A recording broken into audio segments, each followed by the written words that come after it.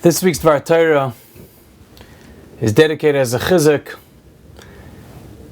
as from a bracha, from much bracha and hatzlacha, siyata d'shmaya, for Chaim Yitzchak ben Rezel. Hashem should shower upon him much blessing and divine assistance in all areas that he may need.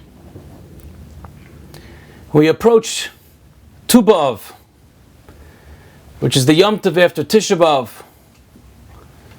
So we're kind of in a little bit of a slope, a little bit of that roller coaster feel. We come off of a Tisha B'Av, we gain a little bit of a clarity, we've had some introspection, and now we have to look further. We hit the summer, we start many of us, vacations and going away. We feel we have a little bit of free reign. And we go into more joyous times of Tu B'Av, as the Gemara tells us. There's no Yomim Tovim like Yom Kippur and Tu B'Av.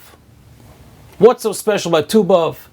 And how do we deal with those feelings coming off of a Tisha B'Av?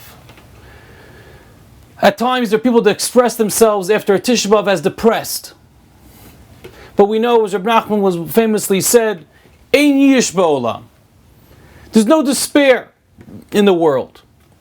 How do we reconcile with that, with the fact that many people are walking around with yish, have given up hope? Where is their beacon of light going to be coming from? And the truth is, as we know, is that there is no yish. Yish is in our head. Despair, giving up, that's something in our head, that's not something in reality. The pasuk tells us, "Ubikashtem," and then it says "Umatzasa." And the question is, what is the big deal that we searched, that we asked, that we're yearning for something? And the Kotzker says the answer is Umatzasa. Because the bikush alone, just the searching out, just the trying to help ourselves, just the steps that we take to better our connection with God, that itself is a matzasa, that itself is a finding. We have to start appreciating the fact that we want to strive for higher. We want more for ourselves. We look at ourselves as a result. What have I accomplished today? What is the result of my actions? That's not a Jewish way of looking at things. That's up to God whether He lets our ishtadlus, our efforts, result in something practical or significant or tangible. Our job is to try, to want more for ourselves, and to make whatever changes we can to get into that direction. That's Ubikashtem, and that's Umatzasa. Moshe Rabbeinu kept on davening even though he knew it wouldn't result in anything, because the davening alone, the desire alone, is creating a greater connection. And that's what we appreciate. We come off of a Tisha B'Av. We want more. We want the temple. We want the Shekhinah. We want the divine presence in our midst. We want it. We got clarity. That itself is a tremendous achievement, and we have to appreciate that. And of course, take steps to whatever we can to implement that into our lives. And I believe that's Tu B'Av as well. Tu B'Av is a special Yom Tov.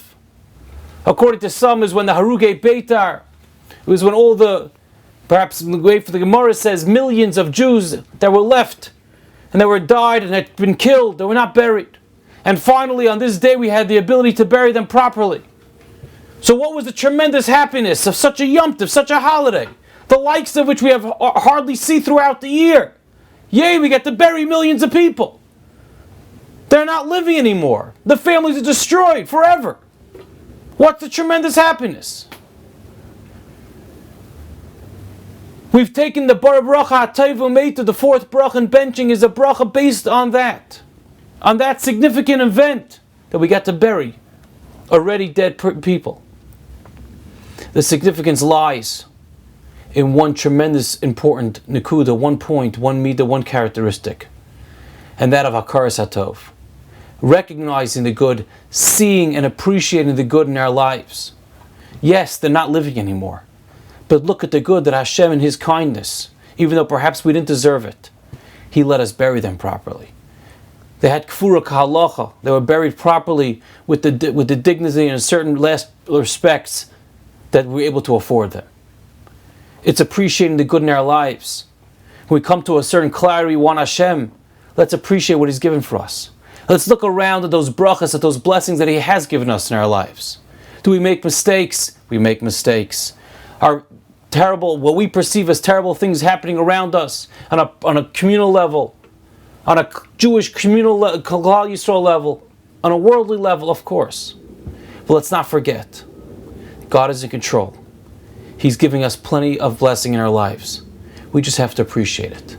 The more we search out that connection, the more we realize all those blessings in our midst, the greater, the stronger that bond will be between us and God. We'll be kashtem, we'll be searching Him out for more, and we'll appreciate that mitzvah. We'll appreciate the finding. We'll appreciate the connection that we have in our lives.